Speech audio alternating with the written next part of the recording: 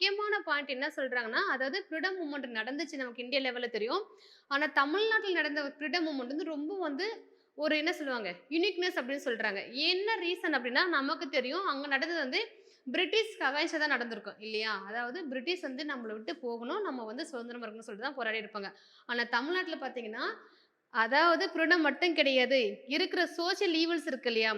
Caste system, அதுக்கப்புறம் சதி, இது மாரி நெறைய இருக்கு இல்லையா? இதுல இருந்துமே நம்ம வந்து விடுதலை ஆகணும் அப்படின்னு சொல்லிட்டு போராடி இருப்பாங்க. ஸோ இது ரொம்ப ரொம்ப முக்கியமான பாயிண்ட் இந்த பாயிண்ட். ஓகேவா?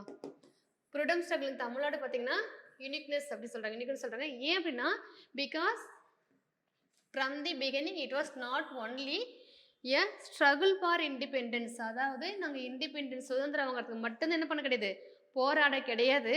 என்ன சொல்றாங்க?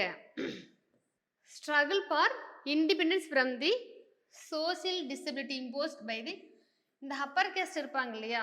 அவங்க எப்படியெல்லாம் வந்து அந்த கேஸ்ட் சிஸ்டம், சதி இந்த மாரி நெறைய வந்து ஒரு சைல்டு மேரேஜ் நெறைய சோசியல் ஈவென்ட்ஸ் இருந்துச்சுல்ல அந்த காலத்துல. அதுக்கு அகைன்ஸ்டா அவங்க என்ன பண்ணியிருப்பாங்கன்னா, இவங்க வந்து போராடியிருப்பாங்க. அதுதான் பார்த்தீங்கன்னா, தமிழ்நாடுனுடைய ஸ்ட்ரகிள் அந்த ஃப்ரீடம் மூவ்மெண்ட் வந்து முக்கியமானது அப்படின்னு சொல்லிட்டு சொல்றாங்க. ஓகேவா?